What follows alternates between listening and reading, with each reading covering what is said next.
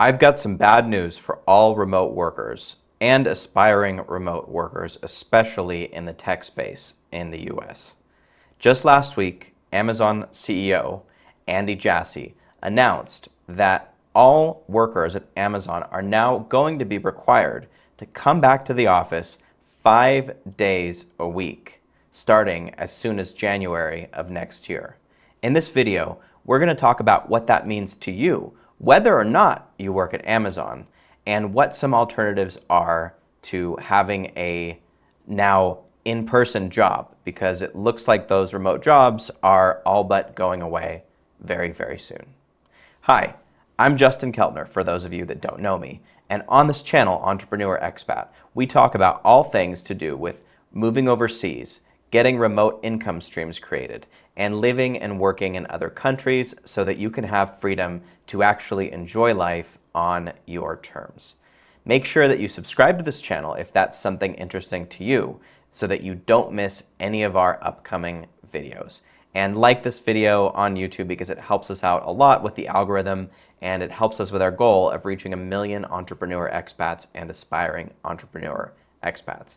And if you're done with that remote job, or maybe looking for other ways that you can make money without having to be tied to a physical location, because we all know what's happening with remote jobs after this news, then make sure that you download our Make Money from Anywhere guide right below this video. And that's going to give you a bunch of different ways that you can start building the life of your dreams and living and working from other countries so that you can actually enjoy life. The way to do that is to make money remotely, and that guide below this video is going to show you exactly how to do that. So let's get into the news. What is it that actually happened, and why does it matter to you whether you work at Amazon or not?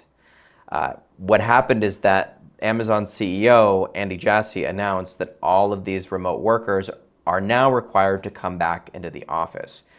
And unfortunately, many people have made a lot of plans, including moving outside of the big city that they were previously living in, including getting housing maybe that was in the suburbs and not in the city center, not close to where the headquarters of Amazon in their city would be, perhaps even moving to another country or traveling around the US and just thinking that they could work remote full time. They had created these plans and became accustomed to this lifestyle of working remote and not having to show up in the office. A big part of this that we have been noticing is that a lot of it really does have to do with control. Amazon and also a lot of these other companies just really want more control over their employees because in their defense, when people are working remote, it's a lot harder to check up on those people, make sure they're actually doing their job, etc. Now, does it benefit a lot of companies as a whole to do this? It probably does. Does it benefit individuals who maybe need a little bit more of a structure and want to have more of a social life with their peers at work? Sure. But I think the people that it really hits the hardest are those high performers. As you may be watching this video, you're probably somebody that not only wants freedom and a lifestyle that they can enjoy, but also is willing to put in the work to do it. And I feel like those people, just like yourself, are the ones that are really getting punished the most by this. And here's why. If you're a high performer, you want to sit down at your desk, wherever you are, whether it's at home, in a co-working space, wherever you're working from, and just get the damn job done. You don't want to be dealing with corporate politics all the time, like maybe these companies want you to be involved in. You really don't want to be dealing with a 1 or 2 hour commute round trip, especially in cities like LA or New York or Miami or other places where a lot of these big tech companies are. I know that I myself lived in LA for about 2 years, and even though I wasn't working for a big company or any company, thank God I already had my own business established, just going in traffic in LA, being on the road, on the freeway, anywhere that's not maybe 2 or 3 a.m. or the middle of the day, you're stuck in traffic for a very long time, and it's a frustrating experience. So is having to drive, finding parking, paying for parking, going into the office. It's like, why is that really necessary? It impacts the people the most who actually, in my opinion, have the most value to add to these companies. And it's not just Amazon that's doing this. A bunch of other companies like Dell, Tesla, SpaceX, Twitter, Google, you name it, have been mandating that their people come back to the office. And here are some of the challenges that this actually creates. So, first of all, because thousands of candidates are already, or thousands more candidates already are now going online for remote jobs, they're being either laid off because they don't want to move back into the office, or they're quitting, they just don't want to do the work from office stuff anymore. Thousands more people now are going to be in that job marketplace, and they're going to be looking for a remote job. So if you are looking for a remote job, that's going to make your job exponentially more difficult because you're competing with so many more people. And it's not just those people who are either quitting or getting laid off from those tech jobs now, it's also all of these tens of thousands of layoffs that have happened just in the past year because of the state of the economy and so many other things. And so now that job pool is so much more crowded. Here's another thing. All of these other companies are following suit. So in addition, you look at kind of the two sides of the supply and demand equation here. In addition to the demand for all these remote jobs being higher, now the supply is steadily diminishing, and Amazon is now setting this huge precedent for all of the other companies in the tech space and in many other spaces as well that they're most certainly going to start to follow. So you're not just going to see Amazon mandating that all of their employees come back into the office. You're also going to see other big companies, other institutions, startups, like so many other places that are also going to say, no, you need to be back in the office. You cannot work from home anymore. And so the marketplace of people searching for those remote jobs, that's getting more and more and more busy and crowded, and now the remote job opportunities are going down even more than they did before. So it's really important to take note here, especially if you're one of those people that has got a remote job now or that is looking for a remote job. And I'll say something specifically towards a lot of members of our community, entrepreneur expat, that are looking to live and work in other countries.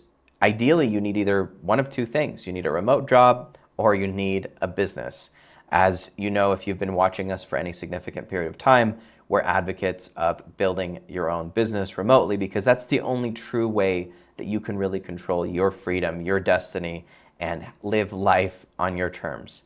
But if you, let's say we're looking for a remote job to live overseas, even though the prospects of that already just in the last couple of years have gone down significantly because they've cracked down. It's hard for these companies, let's say, to maintain employees not just remotely but also overseas because, especially for big companies, it's got a lot of tax implications. If Google, for example, were to let you work in Mexico, they would have to process you through the entire system of regulations and taxes and employment law and everything else in Mexico because you would be living here and you would essentially be a tax resident of this country, not of the US. So that's another important thing to note. So now that they're catching on to those trends of people maybe moving to another country with a remote job and maybe not even telling their employer that they're actually in another country, they just think that they're working from home in the US or something like that, those opportunities to do that either above board or maybe a little sneakily are also being diminished. So if you're following this channel, you probably want to live and move overseas and work from there. And that has now also gotten exponentially more difficult. I'll let you know about another challenge that this thing creates. And that is that, let's say you're at Amazon now, or you're at another one of those big tech companies that says, hey, you have to come back into the office now, Jim. We're not messing around. Come January 1st, either you're in the office or you're fired. And that's something that they're actually saying now. They're getting really, really serious and saying, hey, if you're not in the office, we're basically taking that as your resignation. So something to be aware of. But let's say that you say, all right, screw it, I'm out. I'm not going to do this. You let them fire you. Maybe you get severance. Maybe you don't. You've got some savings, whatever. You say, all right, I'm going to go and look for another job. Well, let's say you find another job and somehow in a month, 2 months, 3 months, it's taking a lot longer these days to land jobs, but let's say in 2 or 3 months you land another job that's remote. and you make plans, you maybe move out of the big city, or you stay in whatever area you were, or you move out of the country. Now, because Amazon and all these other big players are saying, you know what, we're not going to let people work remotely, chances are that job security that you have, especially in the remote form, is not going to last any longer. And I think job security in and of itself is a myth. It used to be that you could just stay. My grandma is a good example. She worked with a company called Alza, and then that got bought out by Johnson & Johnson. So she was essentially working at Johnson & Johnson, and it's the previous company for almost 50 years. And granted, you know, she wasn't really happy in either of those positions, but she did what she had to do to get by. And basically she traded essentially her loyalty. She had loyalty for that company, and they were loyal to her and promoted her and whatever. But that kind of thing where people are in the same job or in the same company for decades, it no longer really happens. It's not a reality in 2024 and onward. And so the whole notion of job security itself is flawed, but I digress. So coming back to the topic at hand, let's say you do find that remote job, you land it, you decide to move to Mexico, you decide to move to Colombia, to the Dominican Republic, wherever. You've got this remote job. Maybe you're making 6 figures of that remote job. A lot of tech jobs, both in software development and sales and things like that I've been involved in, for example, do pay $100,000 a year, 120, 150, whatever it is. You have that job, you're making some income, and now 3 months later they say, hey Jim, yeah, so we don't think that we could really keep the company culture having people remote, so actually you're going to have to come back into the office now. Then what do? You've already established your life outside of the US. You have this remote job lockdown, and they say, you know what, you can't do it anymore. Well, what are you going to do? And that is a question that a lot of people have been asking themselves, because there's no really good answer other than you need to take control back into your own hands and stop thinking about life as what job can I get next. Start thinking about life as, if I want to live and move to other countries, work in other countries, enjoy, travel the world, see what's really out there, how do I shift from thinking about this from the perspective of having a nice cushy job that's very secure? Because as we said, that's just a myth. There is no job security today. How do you move from that mindset to now saying, I'd like to take matters into my own hands, and I would really like to do something that I'm fully in control of. And the only way to do that is to start your own business. Now, what does that actually look like, and what's possible when you start your own business? Well, when you download the Make Money from Anywhere guide, you're going to see some different types of activities and services and skills that make a very, very good plan for remote work or starting a remote business. In addition to that, if you're interested in diving in even more in depth, we'll actually do a strategy session with you. It's called a location independent business strategy session. So if you really want to dive into that, let's say that you're a tech worker, maybe you're making 6 figures, you're working in tech, you're working in sales, you're doing something that lends itself to work remotely, or maybe you've got 20, 30, 40 years of experience in the corporate world, and you know that you have skills that are in demand.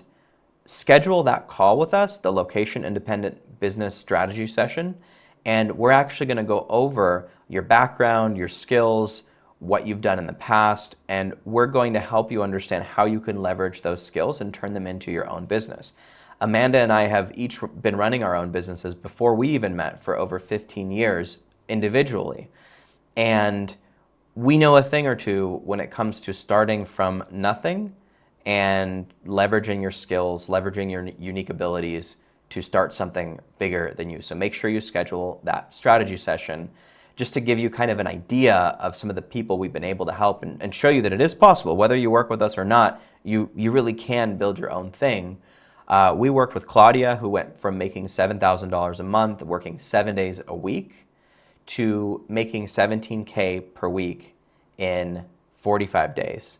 Charlisa, who made $25K in sales in 7 hours after working as a hairdresser. Basically, she made in 7 hours what would have taken her 300 hair appointments to make in her previous career. and was able to take the entire summer off and spend that with her son because of the location-independent lifestyle that we helped her create. As well as Courtney, who you may have seen on our channel. If not, we'll make sure to link to it near this video. But Courtney was able to go from basically overworked and burnt out to having a multi-six-figure business, consulting people on how to do high-end luxury travel. She helps facilitate these high-end luxury travel trips for people, and she was able to build that into a multi-six-figure business after working with us. So it is possible. You can do it. You got to be willing to actually change your mindset and put in the work, but it 100% is possible. You do not need to depend on these remote jobs. I've said this before on the channel. We've both said it. Don't depend on the remote jobs. Don't have to come back into an office like this that you hate. Instead, take your fate, take control, take your destiny into your own hands. You really can do this. We believe in you. Make sure to subscribe to our channel for more content like this. Download that guide, and if you're really ready to take things to the next level, schedule that location-independent business strategy session with us, and you and I will be on the phone or on Zoom, and we'll help you really lay the foundations for that remote independent location-independent business so that you can live in Mexico like we do. You can live in Colombia. You can live in Puerto Rico. You can live in whatever country or state your heart desires, and not be under the thumb of these big corporate giants, because that's not what we're about here. We're about personal freedom and taking power into your own hands. Thanks so much for watching, and we will see you very soon on the next one. Bye for now.